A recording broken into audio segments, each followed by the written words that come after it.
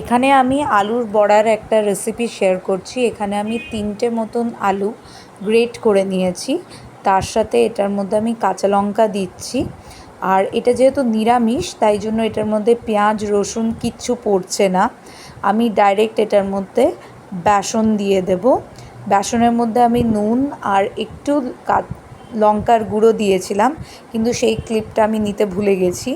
এবার আমি এটাকে ভালো করে মিক্স করে নিচ্ছি হাত দিয়েই, যাতে এটার মধ্যে ভালোভাবে এটা আলুর মধ্যে ঢুকে যায়।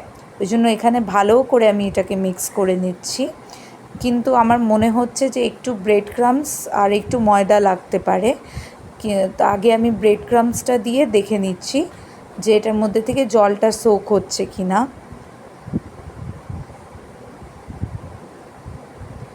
ব্রেড ক্রাম্বস দিয়েও আমি ভালো করে এই ব্যাটারটাকে মেখে নিচ্ছি।